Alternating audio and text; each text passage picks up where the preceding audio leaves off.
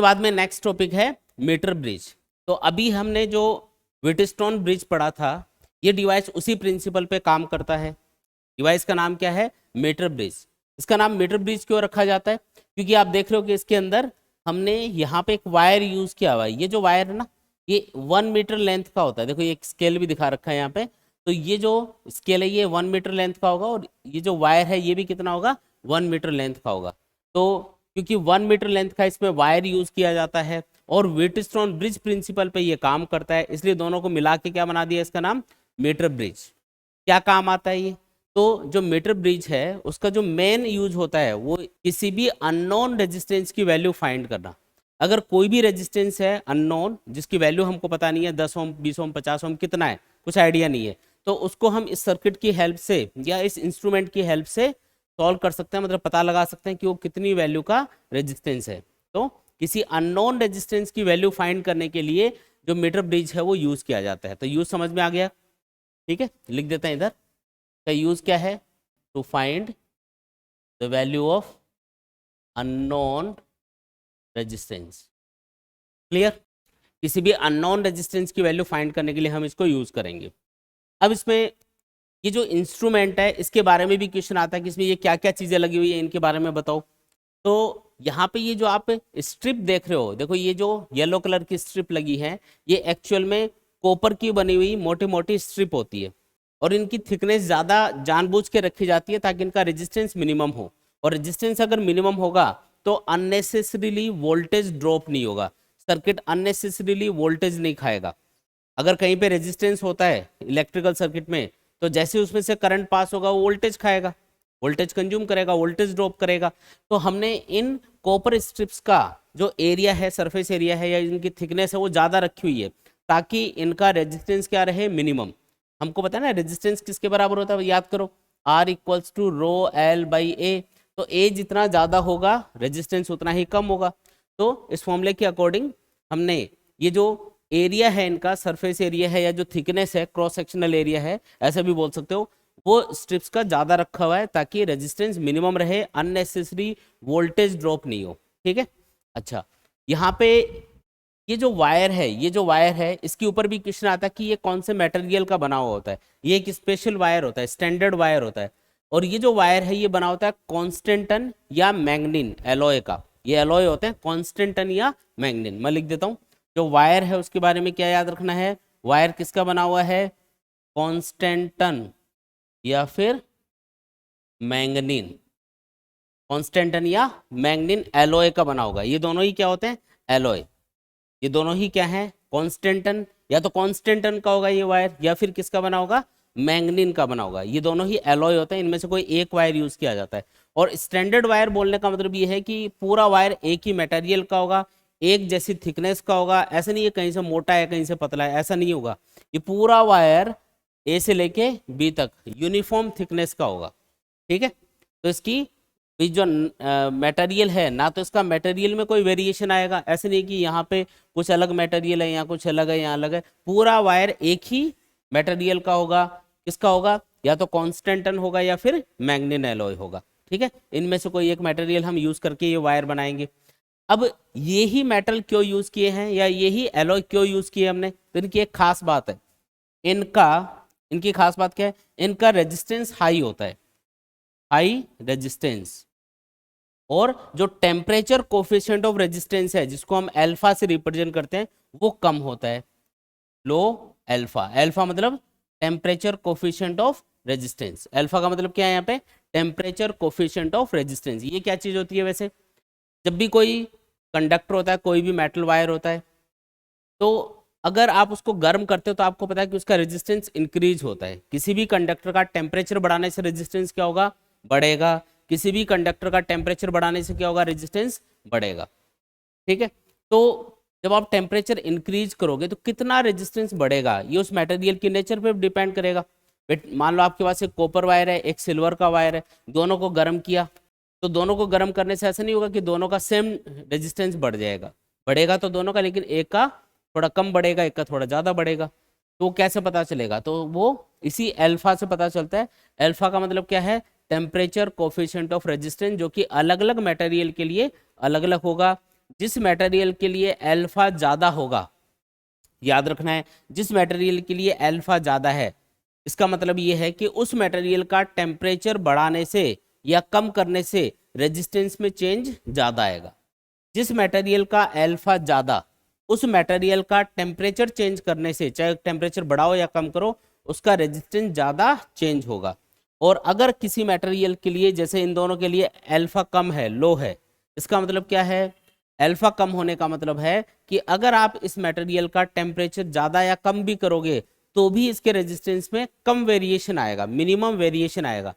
तो ये एक स्टैंडर्ड वायर हो गया एक तरह से, मतलब जब इसमें से करंट पास होगा इस वायर के अंदर से, तो इस वायर के रेजिस्टेंस की वजह से ये गर्म होगा, और गर्म होने से ये रेजिस्टेंस चेंज भी करेगा अपना, लेकिन इसका रेजिस्टेंस क्या होगा? मिनिमम चेंज होगा। क्यों? क्योंकि इसका अल्फा कम है। समझ में आया क्या?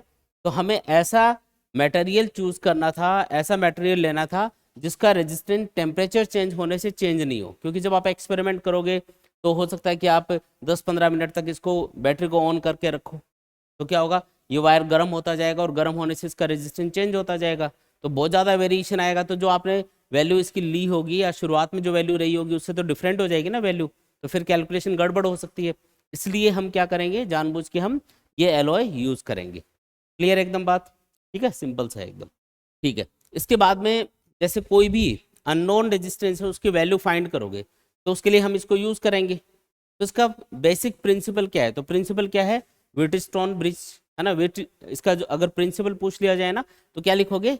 व्हिटस्टोन ब्रिज प्रिंसिपल पे ये काम करता है। लिख देता हूँ, प्रिंसिपल क्या है इसका, बोलो। व्हिटस्टोन ब्रिज, व्हिटस्टोन ब्रिज प्रिंसिपल पे ये काम करता है। कौन से प्रिंसिपल पे काम करेगा? व्हिटस्टोन ब्रिज प्रिंसिपल पे काम करने वाला इंस्ट्रूमेंट है। अब इसकी वर्किंग देखते हैं कि ये काम कैसे करेगा। उससे पहले एक चीज और बता देता हूँ। हमको पता है कि R इक्वल टू होता है रो L बाई ए के। यहाँ पे पूरा का पूरा जो ये जो ए बी वायर है इसकी थिकनेस कांस्टेंट है, यानी कि क्रॉस सेक्शनल एरिया इसके लिए क्या है? कांस्टेंट। पूरा वायर एक ही मटेरियल का बना है, इसका मतलब रेसिस्टिविटी, ये जो रेसिस्टिविटी रो है ये भी क्या है? कांस्टेंट। तो फिर बचा क्या? L बचा, यानी कि R किसके डायरेक्टली प्रोपोर्शनल बोला जा सकता है? यहाँ पे L के। R is directly proportional to L। इसका मतलब ये है कि जितना लंबा वायर होगा उसका रेजिस्टेंस उतना ही ज्यादा होगा। ये चीज समझ में आ गई क्या? ठीक है, तो इसको हम यूज करेंगे कॉन्सेप्ट को, इसलिए बताया आपको। अब इस पे आते हैं, सर्किट में क्या क्या चीजें और कनेक्टेड है। यहाँ पे एक आर ये दिखा रखा है, ये क्या है? ये होता है रेजिस्टेंस बॉक्स। ये जो आर दिखा रखा है ये कोई नॉन वैल्यू का रेजिस्टेंस होता है, जिसको एक रेजिस्टेंस बॉक्स नाम का डिवाइस होता है उससे हम लगाते हैं सर्किट में। जब आप लैब के अंदर जाओगे ना, फिजिक्स लैब में, तो आपको एक डब्बा सा आपको रखा हुआ मिलेगा जिसपे अलग अलग वैल्यू के रेजिस्टेंस लगे होंगे। आप जो चाहो रेजिस्टेंस सर्किट में लगा सकते हो उसकी हेल्प से। तो ये क्या चीज़ है? यहाँ पे ये है रेजिस्टेंस बॉक्स। क्या चीज़ है ये है रेजिस्टेंस बॉक्स। ठीक है, तो ये जो रेजिस्टेंस बॉक्स है इससे हम कोई नॉन वैल्यू का रेजिस्टेंस सर्किट में लगा देंगे। तो ये जो पहला गैप है दोनों स्ट्रिप के बीच में, यहाँ पे क्या लगा होगा? कोई नॉन वैल्यू का रेजिस्टेंस लगा होगा जो हम रेजिस्टेंस बॉक्स की हेल्प से लगाएंगे। फिर यहाँ पे ये क्या कनेक्टेड है? तो ये वो रेजिस्टेंस है जिसकी वैल्यू हमको पता करनी है। मतलब ये क्या है? अननोन रेजिस्टेंस है। कौन सा रेजिस्टेंस है? ये अननोन रेजिस्टेंस है जिसको हमने एस के सिंबल से रिप्रेजेंट किया हुआ है। तो यहाँ पे दो रेजिस्टेंस आपको सर्किट में दिखाई दे रहे हैं, एक तो आर और एक एस। आर तो हमको पता है, जो हमने रेजिस्टेंस बॉक्स की हेल्प से लगाया है सर्किट में, और एस की वैल्यू हमको पता करनी है। ठीक है, अच्छा, ये जो वायर है इसका भी कुछ ना कुछ रेजिस्टेंस है। वैसे तो ये जो वायर है ना ए बी, मैंने बताया ना ये हाई रेजिस्टेंस वाला वायर होता है, क्योंकि जो एलॉय होता है उनका रेजिस्टेंस काफ़ी ज़्यादा होता है। तो ये भी एक रेजिस्टेंस वायर ही है एक तरह से, या रेजिस्टेंस की तरह ही काम करेगा। फिर ये क्या चीज़ लगी हुई है यहाँ पे? ये क्या है? तो बोलते हैं गैल्वेनोमीटर। गैल्वेनोमीटर क्या होता है? तो ये एक डिवाइस है जो कि करंट को मेजर कर सकता है। किसी भी इलेक्ट्रिकल सर्किट में करंट की डायरेक्शन और करंट का मैग्नीट्यूड अगर आपको मेजर करना हो, करंट कितना है, कौन सी डायरेक्शन में है, तो वो इसकी हेल्प से आप पता कर सकते हो। इसमें जो पॉइंटर होता है ना, जो स्केल होता है इसके अंदर, स्केल के अंदर जो रीडिंग्स लिखी होती हैं वो कुछ इस टाइप से लिखी होती हैं। 0 बीच में होता है और दोनों साइड में रीडिंग्स लिखी हुई रहेंगी, 1 2 3 ऐसे। और जो पॉइंटर है वो इस तरीके से मूव कर सकता है, इधर भी मूव कर सकता है, इधर भी मूव कर सकता है। तो according to direction of current वो किसी एक डायरेक्शन में मूव करेगा। तो इससे हम करंट की डायरेक्शन भी पता कर सकते हैं, अगर किसी एक डायरेक्शन में करंट है सर्किट में तो किसी एक डायरेक्शन में ही डिफ्लेक्शन आएगा, और अगर करंट की डायरेक्शन रिवर्स हो जाएगी तो उल्टा डिफ्लेक्शन आना स्टार्ट हो जाता है इसमें। तो उसको देख के हमको आइडिया लग जाता है कि ये जो सर्किट है इसमें करंट की डायरेक्शन रिवर्स हो गई है। तो करंट की डायरेक्शन भी बताएगा ये गैल्वेनोमीटर, और क्या बताएगा, करंट का मैग्नीट्यूड भी बताएगा।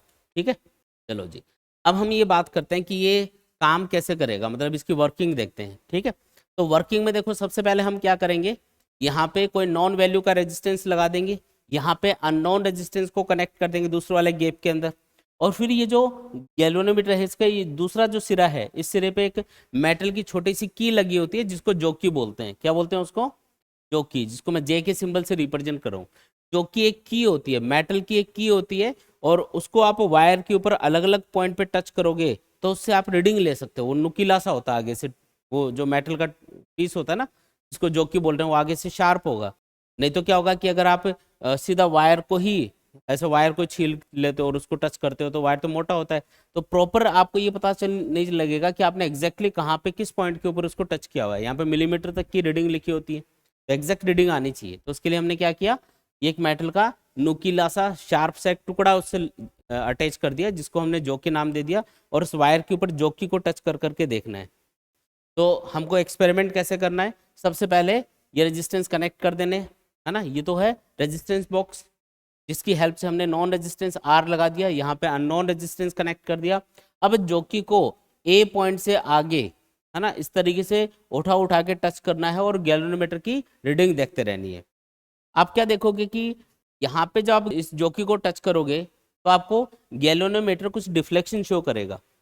मान लो ये पॉइंटर चला गया 3 पे, सपोज करो, कहाँ पे चला गया, 3 पे चला गया ऐसे। ठीक है, फिर आप जैसे जैसे आगे इसको टच करोगे, यहाँ से टच किया तो 3 पे दिखाया इसने रीडिंग, फिर आगे टच किया, आगे टच किया, तो जैसे जैसे आप ए पॉइंट से दूर होते जाओगे ये डिफ्लेक्शन कम होता जाएगा। अभी 3 पे है, फिर आ जाएगा 2 पे, फिर आ जाएगा 1 पे, और ऐसे होते होते लास्ट में कितना आ जाएगा, 0। लास्ट में ये 0 रीडिंग शो करेगा। तो जहाँ पे ये जो गैल्वेनोमीटर है ये 0 करंट शो करे वो पॉइंट आपको देख लेना है वायर के ऊपर। ये जैसे ये वाला पॉइंट है, यहाँ पे जो गैल्वेनोमीटर है वो 0 करंट दिखा रहा है, जो कि कोई यहाँ पे टच किया ना तो वहाँ पे वो 0 करंट दिखा रहा है। ठीक है, अब आपको ये रीडिंग नोट कर लेनी है। जहाँ पे आपने वायर पे जोकी को टच किया है वो पॉइंट ए पॉइंट से कितना दूर है, या इस वायर की लेंथ कितनी है, वो इस स्केल पे देख के बता सकते हो। जैसे अभी 40 सेंटीमीटर पे कनेक्टेड है, ये 40 सेंटीमीटर वाले पॉइंट के नीचे है ना, यहाँ पे इसको टच किया है, तो मतलब ये वाली जो लेंथ है ये कितनी है, 40 सेंटीमीटर के बराबर है। इस तरीके से मेजर कर लेना है। तो आपके पास क्या आ जाएगी, ये वाली लेंथ आ जाएगी जहाँ पे आपने जोकी को टच किया होगा। अगर आपके पास ये वाली लेंथ आ गई तो ये बाकी की लेंथ भी आप बता सकते हो, क्योंकि टोटल 100 सेंटीमीटर लेंथ का ये स्केल है, 1 मीटर लेंथ का स्केल है। अगर ये 40 सेंटीमीटर है तो ये कितना होगा, 100 माइनस 40 यानी 60 सेंटीमीटर। ये ऐसे बोल दो कि अगर ये एल लेंथ का वायर है तो ये कितना होगा, 100 माइनस एल लेंथ का वायर होगा। आया समझ में ये। तो ये वाला जो लेंथ है ये है एल, और ये कितना है, 100 माइनस एल। अब हमको पता है कि ये जो वायर है ये एक हाई रेजिस्टेंस वायर है जिसका कुछ ना कुछ रेजिस्टेंस होगा। अब एज्यूम कर लेते हैं कि ये जो वायर हमने यूज किया है कांस्टेंटन या मैग्नीन का, इसकी 1 सेंटीमीटर लेंथ का रेजिस्टेंस है स्मॉल आर। भाई 1 सेंटीमीटर लेंथ का कुछ ना कुछ तो रेजिस्टेंस होगा ना इसका, तो उसको हमने स्मॉल आर नाम दे दिया। तो ये मैं एज्यूम कर रहा हूँ, लेट स्मॉल आर क्या है, resistance of 1 centimetre length of wire. ये जो वायर है ए बी, इसकी 1 सेंटीमीटर लेंथ का रेजिस्टेंस मैंने एज्यूम कर लिया कि वो स्मॉल आर के बराबर है। तो अगर मैं आपको पूछूं कि बताओ कि ये जो ए जे लेंथ है यानी कि एल लेंथ है ना, ए और जे पॉइंट के बीच में ये जो एल लेंथ का वायर है इसका रेजिस्टेंस कितना होगा। तो अगर वायर की 1 सेंटीमीटर लेंथ का रेजिस्टेंस स्मॉल आर है तो इस एल लेंथ का रेजिस्टेंस कितना होगा, एल इंटू स्मॉल आर, क्योंकि रेजिस्टेंस लेंथ के डायरेक्टली प्रोपोर्शनल होता है, अभी बताया था, है ना। तो इसका मतलब ये वाली जो लेंथ है कितनी, एल लेंथ, इसका रेजिस्टेंस कितना होगा, तो इसका रेजिस्टेंस होगा एल इंटू स्मॉल आर। आया समझ में। इसको मैं कुछ नाम दे देता हूँ, जैसे ये वाला जो इतना इतना पोर्शन है इसका रेजिस्टेंस है, सपोज करो ये वाला जो पोर्शन है ना यहाँ से यहाँ तक का, इसका रेजिस्टेंस मैंने मान लिया P, और यहाँ से लेके जे से लेके बी पॉइंट तक ये जो पोर्शन है वायर का इसका रेजिस्टेंस है सपोज करो Q, ये मैंने एज्यूम कर दिया एक बार, ठीक है। तो ये P की वैल्यू कितनी होगी, तो P बराबर होगा, ये वाला जो वायर है ये कितना लंबा है, L लेंथ का है, 1 सेंटीमीटर लेंथ का रेजिस्टेंस कितना है, स्मॉल r, तो L लेंथ का रेजिस्टेंस कितना आएगा, L इंटू स्मॉल r, समझ में आया। और इसी तरीके से ये बाकी की लेंथ कितनी है, 100 माइनस एल, इसका रेजिस्टेंस कितना होगा, तो इसको हमने Q नाम दे रखा है, तो Q बराबर होगा 100 minus L into small r। दोनों बात समझ में आ गई, ठीक है। रेजिस्टेंस लेंथ के डायरेक्टली प्रोपोर्शनल होता है, उस कॉन्सेप्ट को यूज करते हुए मैंने इन दोनों पोर्शन का रेजिस्टेंस पता कर लिया। अब एक चीज बताओ, जो गैल्वेनोमीटर है वो जीरो करंट दिखा रहा है, यहाँ पे कितना करंट दिखा रहा है, जीरो करंट दिखा रहा है। और ये एक ही केस में जीरो करंट दिखा सकता है, कब, जब व्हीटस्टोन ब्रिज बैलेंस कंडीशन में हो। याद करो, जब व्हीटस्टोन ब्रिज बैलेंस कंडीशन में होता है तो मिडिल ब्रांच में करंट कितना होता है, जीरो। यहाँ पे एक रेजिस्टेंस ये R कनेक्टेड है, ये S कनेक्टेड है, इस वाले पोर्शन का रेजिस्टेंस P है, ये Q है, और बीच में ये गैल्वेनोमीटर कनेक्टेड है, तो ये व्हीटस्टोन ब्रिज ही तो है एक तरह से, दिखा आपको, ये एक तरह से व्हीटस्टोन ब्रिज सर्किट ही है। और अगर इसमें इस मिडिल ब्रांच में जो गैल्वेनोमीटर है, अगर ये जीरो करंट दिखा रहा है, इसका मतलब ये जो मीटर ब्रिज है ये बैलेंस कंडीशन में है। और अगर बैलेंस कंडीशन में है तो हमको डायरेक्टली पता है कि इन दोनों रेजिस्टेंस का रेशो और इन दोनों रेजिस्टेंस का रेशो क्या होना चाहिए, इक्वल होना चाहिए। तो मैं लिख देता हूं, इन बैलेंस कंडीशन क्या होगा, R और S का रेशो किसके बराबर होगा, P और Q के रेशो के। अब P की वैल्यू Q की वैल्यू तो आपने कैलकुलेट कर रखी है, वो पुट कर दो, तो R बाई S किसके बराबर आ जाएगा, P की वैल्यू कितनी है, LR, और Q की वैल्यू कितनी है, 100 माइनस L इंटू R। तो बताओ सॉल्व करोगे तो S की वैल्यू क्या आ जाएगी, यहाँ से ये R तो कैंसिल हो जाएगा, ऊपर नीचे ये आ जाएगा R into 100 minus L divided by क्या आएगा, L आएगा, ठीक है। आ गई बात समझ में, ये लो जी, ये आ गई अननोन रेजिस्टेंस S की वैल्यू। देखो यहाँ पे ये तो वैल्यू हमको पहले से पता है R की, ये तो नॉन वैल्यू का रेजिस्टेंस था, तो R तो हमको पता ही है, और L की वैल्यू हम एक्सपेरिमेंट से फाइंड कर ही लेंगे। जहाँ पे गैल्वेनोमीटर जीरो करंट शो करेगा, ए पॉइंट से उस डिस्टेंस को ही हम L मानते हैं, तो L की जो वैल्यू है वो तो एक्सपेरिमेंट से आ जाएगी। R हमने यहाँ पे जो भी लगा रखा होगा वो हमें पहले से पता होगा, तो सारी वैल्यूज पुट करके हम अननोन रेजिस्टेंस S की वैल्यू फाइंड कर सकते हैं। तो आया क्या समझ में, ये देखो कितना आसान है, ध्यान से देखो इसको, अगर किसी भी स्टेप में डाउट है तो पूछ लो इसमें। क्लियर है क्या एकदम, ठीक है। तो कौन से प्रिंसिपल पे काम करता है metre bridge, Wheatstone bridge principle पे काम करता है। इसमें जो वायर यूज किया जाता है वो कौन से मटेरियल का बना होता है, कॉन्स्टेंटन या मैग्नीन का बना होता है। ये होते हैं एलॉय, एलॉय का रेजिस्टेंस काफ़ी ज़्यादा होता है, और इनका अल्फा यानी कि टेम्परेचर कोफिशिएंट ऑफ रेजिस्टेंस काफ़ी कम होता है। इसी प्रॉपर्टी की वजह से हम इस वायर को यूज़ करते हैं। Low temperature coefficient of resistance का मतलब ये है कि टेम्परेचर चेंज होने से इस वायर का रेजिस्टेंस मिनिमम चेंज होगा, ये इसका मीनिंग है। इसके अलावा ये कॉपर स्ट्रिप क्यों यूज़ की जा रही है, थिक कॉपर स्ट्रिप क्यों यूज़ कर रहे हैं, ताकि इनका रेजिस्टेंस मिनिमम रहे, और जहाँ पे भी कनेक्शंस किए जा रहे हैं वहाँ पे अननेसेसरीली वोल्टेज ड्रॉप नहीं हो, सर्किट अननेसेसरी वोल्टेज नहीं खाए, बैटरी अननेसेसरीली खर्च नहीं हो, इसलिए हमने थिक कॉपर स्ट्रिप्स यहाँ पे लगा रखी है, ठीक है। ये इसका यूज होगा एक तरह से।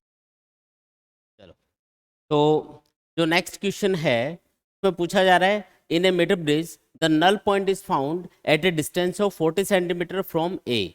If a resistance of 12 ohm is connected in parallel with S, the null point occurs at 50 centimeter from A. Determine the value of R and S.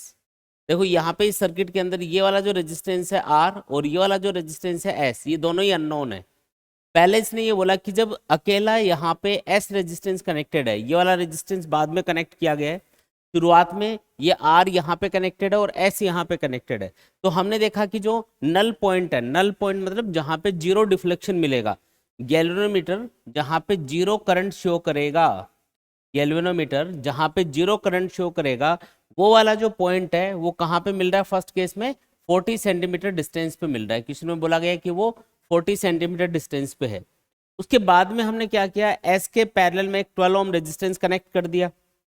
उससे क्या हुआ, उससे ये जो इफेक्टिव रेजिस्टेंस है ये चेंज हो गया, और इसके अकॉर्डिंग जो नल डिफ्लेक्शन वाला पॉइंट है वो भी चेंज हो गया। अब वो कहाँ पे मिल रहा है, वो 50 सेंटीमीटर डिस्टेंस पे मिल रहा है। क्वेश्चन समझ में आया क्या। तो ये पूछ रहा है कि आर और एस की वैल्यूज क्या है। पहले ये सोच के बताओ कि यहाँ पे जो गैल्वेनोमीटर कनेक्टेड है ये जीरो डिफ्लेक्शन कब शो करता है। जो गैल्वेनोमीटर है वो जीरो डिफ्लेक्शन कब शो करता है, जब ये व्हीटस्टोन ब्रिज, इस सर्किट के अंदर व्हीटस्टोन ब्रिज होता है ना, ये रेजिस्टेंस है आर, ये है एस, यहाँ पे इस वाले पोर्शन का रेजिस्टेंस हम पी मानते हैं और इस वाले पोर्शन का रेजिस्टेंस हम क्यू मानते हैं। ये वाला जो पोर्शन है इसका रेजिस्टेंस पी मान लो, इस वाले पोर्शन का रेजिस्टेंस क्यू मान लो, बाकी का जो पोर्शन है, और बीच में गैल्वेनोमीटर कनेक्टेड ही है, तो ये व्हीटस्टोन ब्रिज ही तो है एक तरह से। तो व्हीटस्टोन ब्रिज के अंदर जब वो बैलेंस कंडीशन में होगा, आमने सामने वाले रेजिस्टेंसेस का रेशियो बराबर होगा, तभी ये गैल्वेनोमीटर जीरो करंट शो करेगा, ये हमको पता है। ठीक है, तो यहाँ पे हम ये कह सकते हैं कि फर्स्ट केस में जब हमने यहाँ पे सिर्फ एस रेजिस्टेंस कनेक्ट किया हुआ है, यहाँ पे आर कनेक्टेड है और यहाँ पे सिर्फ एस रेजिस्टेंस कनेक्टेड है, इसको हम बाद में कनेक्ट करेंगे, इसको एक बार भूल जाओ, 12 ओम रेजिस्टेंस को भूल जाओ। तो ये आर कनेक्टेड है, ये एस कनेक्टेड है, तो इन दोनों का जो रेशियो होगा, फर्स्ट कंडीशन में बता रहा हूँ, आर और एस का जो रेशियो होगा वो किसके बराबर होगा, वो इस वाले पोर्शन के रेजिस्टेंस जिसको हमने पी माना है और बाकी के पोर्शन के रेजिस्टेंस के रेशियो के बराबर होगा, क्योंकि इन दोनों का जितना रेशियो है उतना ही रेशियो पी और क्यू का होना चाहिए, है ना, तभी तो बैलेंस कंडीशन आएगी, तभी तो नल डिफ्लेक्शन आएगा इसमें। तो इस वाले पोर्शन का रेजिस्टेंस कितना है, तो मान लो क्वेश्चन में दे रखा है कि ये वाली लेंथ कितनी है 40 सेंटीमीटर, अगर ये 40 सेंटीमीटर है तो ये बाकी की लेंथ कितनी होगी 60 सेंटीमीटर, क्योंकि जो टोटल लेंथ होती है मीटर ब्रिज वायर की वो कितनी होती है 100 सेंटीमीटर होती है। अगर ये 40 सेंटीमीटर है तो ये 60 सेंटीमीटर होगा। अगर ये 40 सेंटीमीटर है तो इस 40 सेंटीमीटर लेंथ का रेजिस्टेंस कितना होगा, तो 1 सेंटीमीटर लेंथ का रेजिस्टेंस मान लो स्मॉल आर है, तो इस 40 सेंटीमीटर लेंथ का रेजिस्टेंस कितना 40 इंटू स्मॉल आर, इस बाकी की 60 सेंटीमीटर लेंथ का रेजिस्टेंस कितना 60 इंटू स्मॉल आर। तो जो ये वाला पोर्शन इसका रेजिस्टेंस हो गया 40 into small R divided by इस वाले पोर्शन का रेजिस्टेंस हो गया 60 इंटू स्मॉल आर। आप डायरेक्ट भी लिख सकते हो, ये स्मॉल आर कैंसिल हो जाएगा। तो आप ये याद रखो कि इन दोनों रेजिस्टेंस का जो रेशियो होता है वही रेशियो इस वाले पोर्शन की लेंथ और इस वाले पोर्शन की लेंथ का रेशियो रहेगा, दोनों रेशियो बराबर होने चाहिए, तभी यहाँ पे जीरो डिफ्लेक्शन आएगा। तो इसको सिंप्लीफाई करके आप क्या बोल सकते हो कि आर अपॉन एस किसके बराबर आ गया, तो ये आर कैंसिल, एक जीरो कैंसिल, और ये सॉल्व करने पे 2/3 आ जाएगा। आया समझ में, ठीक है, बात समझ में आई क्या। तो यहाँ पे हमने ये देखा कि आर और एस का रेशियो कितना आया 2/3 के बराबर आ गया, क्लियर। अच्छा, अब सेकंड केस पे आते हैं, जब हमने यहाँ पे ये 12 ओम रेजिस्टेंस भी कनेक्ट कर दिया। अब आप खुद सोच के बताओ कि अगर यहाँ पे 12 ओम रेजिस्टेंस कनेक्ट होगा एस के पैरेलल में, तो इसका इफेक्टिव रेजिस्टेंस कितना बन जाएगा, इतना इतना जो पोर्शन है ना, ये वाला जो पोर्शन है इसका इफेक्टिव रेजिस्टेंस कितना बन जाएगा बताओ, 1/RP equal to 1/12 plus 1/S। Solve कर लेते हैं, 1/RP इक्वल टू क्या आएगा, तो ये आएगा नीचे 12 इंटू एस, ऊपर आ जाएगा S प्लस 12। तो बताओ RP कितना आएगा, क्या आएगा 12 into S divided by 12 plus S, ऐसा कुछ आएगा। तो ये इतने इतने पोर्शन का रेजिस्टेंस बन गया। अब जो बैलेंस पॉइंट आपको मिल रहा है वो 50 सेंटीमीटर डिस्टेंस पे मिल रहा है, यानी कि ये 50 सेंटीमीटर लेंथ होगी तो ये वाली भी कितनी होगी, ये भी 50 सेंटीमीटर लेंथ होगी। तो अगेन आप इक्वेशन बनाओ, इस वाले पोर्शन का रेजिस्टेंस आर है, ये वाला रेजिस्टेंस आर है, ये कितना है आरपी, जिसकी वैल्यू हमने कैलकुलेट कर ली। तो इन दोनों का जो रेशियो होगा यानी कि आर अपॉन आरपी वो किसके बराबर होना चाहिए, वो इस 50 सेंटीमीटर लेंथ के रेजिस्टेंस और इस 50 सेंटीमीटर लेंथ के रेशियो के बराबर होना चाहिए रूल के अकॉर्डिंग। तो 50 into small R divided by 50 into small R, ये बार बार आपको स्मॉल आर से मल्टीप्लाई करना जरूरी नहीं है, आप तो लेंथ का रेशियो ले लिया करो, ठीक है, ये तो मैं इसलिए समझाने के लिए लिख रहा हूँ। तो ये कैंसिल होके क्या आ जाएगा 1:1 आ जाएगा, मतलब आर इक्वल टू क्या आ गया यहाँ पे आरपी आ गया। अब मैं आरपी की वैल्यू पुट कर देता हूँ यहाँ पे, तो R इक्वल्स टू यहाँ पे आ गया 12 इंटू एस डिवाइडेड बाई क्या आ गया 12 प्लस एस। अब देखो दो वेरिएबल्स हैं R और S जिसकी वैल्यू हमको फाइंड करनी है, और दो इक्वेशन अपने पास आ गई, ये फर्स्ट इक्वेशन है और ये अपने पास आ गई सेकंड इक्वेशन। क्या दोनों इक्वेशन को सॉल्व किया जा सकता है, देखो कैसे करेंगे। यहाँ से R की वैल्यू आप लिख सकते हो, S को इधर मल्टीप्लाई कर लो, R की वैल्यू लिख सकते हो 2S/3 equal to 12s divided by 12 plus S. देखो ये जो 2s है इसको आप कैंसिल कर दो इधर, तो 6 बचेगा और 6 को 3 से मल्टीप्लाई करोगे तो 18 आएगा। इधर आएगा 12 प्लस एस, तो एस की वैल्यू कितनी आ गई सॉल्व करने पे? सॉल्व करोगे तो एस आएगा यहाँ पे 6 ओम। एस की वैल्यू कितनी? 6 ओम। और एस अगर 6 ओम है तो आप इसी रिलेशन को यूज कर लो। आर कितना होगा? तो आर बराबर होगा 2s बाई 3, यानी कि 2/3 इंटू एस की वैल्यू 6 पुट करो, कितना आएगा? 4 ओम। आया समझ में? तो दोनों रेजिस्टेंस की वैल्यू आ गई अपने पास। आर कितना होगा? आर होगा 4 ओम और एस कितना होगा? 6 ओम। आया समझ में? कोई भी स्टेप में डाउट है पूछ लो, बाकी नोट कर लो। के बाद में आगे चलते हैं। नेक्स्ट है figure shows two circuits each having galvanometer and a battery of 3 volt. When the galvanometer in each arrangement do not show any deflection, obtain the ratio R1 upon R2. देखो दो अलग अलग सिचुएशन है। पहले वाले case में तो battery यहाँ पे कनेक्टेड है, गैल्वेनोमीटर यहाँ पे कनेक्टेड है, और सेकंड केस में हमने इन दोनों की पोजीशन इंटरचेंज कर दी, है ना। गैल्वेनोमीटर यहाँ से उठा के यहाँ पे लगा दिया और बैटरी यहाँ पे लगा दी, और जो गैल्वेनोमीटर है उसका रेजिस्टेंस भी यहाँ पे चेंज हो चुका है ना। यहाँ पे गैल्वेनोमीटर का रेजिस्टेंस कितना? 60 ओम है, यहाँ पे कितना है? 1.2 ओम है। ठीक है, अब बोला ये गया है कि दोनों ही कंडीशन में, फर्स्ट कंडीशन में और सेकंड कंडीशन में, जो गैल्वेनोमीटर है वो जीरो डिफ्लेक्शन शो कर रहा है। तो आपको बताना है कि जो R1 रेजिस्टेंस है इस सर्किट में और इस सर्किट में जो R2 रेजिस्टेंस है उनका रेशियो क्या होगा। ठीक है, देखो बिल्कुल आसान क्वेश्चन है। कैसे सॉल्व करेंगे? सबसे पहले इस वाले केस पे आते हैं। यहाँ पे ये वाला पॉइंट मान लेता हूँ A, ये वाला पॉइंट है B, ये वाला पॉइंट है अपना C, ये वाला पॉइंट अपना D। ठीक है, देखो ध्यान से देखो, ये एक व्हीटस्टोन ब्रिज है और व्हीटस्टोन ब्रिज के अंदर एक ही केस में ये वाला जो गैल्वेनोमीटर है ये जीरो करंट शो करेगा। बोलो कब? जब ये बैलेंस कंडीशन में होगा। और बैलेंस कंडीशन का मतलब क्या है? आमने सामने वाले रेजिस्टेंस का रेशियो इक्वल होना चाहिए, यानी 4/R1। पहले केस में क्या आएगा? 4/R1 किसके बराबर होना चाहिए? 6/9 के बराबर होना चाहिए। तो इससे हमारे पास R1 कितना आ गया? R1 सॉल्व करोगे तो 36/6 यानी कि 6 ओम आ गया। आया समझ में? अब सेकंड केस पे आ जाओ। सेकंड केस में अगर आप ध्यान से देखोगे, अगेन मैं कुछ पॉइंट्स को नाम दे देता हूँ A B C D। ठीक है, अगेन आप देखो यहाँ पे कि ये वाला जो सर्किट है एक्चुअल में ये व्हीटस्टोन ब्रिज ही है। इस बार इसको थोड़ा सा घुमा दिया अपन ने। यहाँ पे अगर आप ध्यान से देखोगे तो ये जो बैटरी है ये B और D के बीच में कनेक्टेड है, और ये जो C और A पॉइंट है इनके बीच में क्या कनेक्टेड है? गैल्वेनोमीटर कनेक्टेड है। एक्चुअल में सर्किट दूसरे टाइप से बना दी है, वही व्हीटस्टोन ब्रिज सर्किट। यहाँ पे ये बैटरी यहाँ से हटा दो आप जैसे, और यहाँ पे ऐसे कनेक्ट कर दो बाहर, बीच में बनाने के बजाय इसको बाहर दिखा दो। और ये वाला जो रेजिस्टेंस, ये जो गैल्वेनोमीटर है इसको यहाँ बनाने के बजाय इन दोनों के बीच में बना दो। तो ये व्हीटस्टोन ब्रिज ही तो है एक तरह से। इसमें भी वही कंडीशन लगेगी। कैसे? इसमें आमने सामने वाले रेजिस्टेंस का रेशियो क्या होगा? इक्वल। तभी क्या होगा? जो गैल्वेनोमीटर है वो जीरो करंट शो कर सकता है। एक चीज याद रखो कि चाहे आप बैटरी यहाँ पे कनेक्ट कर दो, गैल्वेनोमीटर यहाँ पे लगा दो, या फिर आप इन दोनों पॉइंट्स के बीच में क्या करो? बैटरी कनेक्ट कर दो और दूसरे दो पॉइंट्स उनके बीच में गैल्वेनोमीटर लगा दो। बातें की है, कोई दिक्कत नहीं है इसमें, एक ही सर्किट है ये। तो यहाँ पे ये जो गैल्वेनोमीटर है ये अगर जीरो करंट शो कर रहा है तो इसका सिंपल सा मीनिंग क्या है? आमने सामने वाले रेजिस्टेंस का रेशो इक्वल, यानी 6/12। 6/12 किसके बराबर होगा? R2/8 के बराबर होगा। आया समझ में? तो इससे R2 कितना आ गया? यह आएगा 4 ओम। तो बताओ, आपको पूछा है R1/R2 कितना होगा, तो ये होगा 6/4 यानी कि 3/2। यह आपका आंसर है। आया समझ में?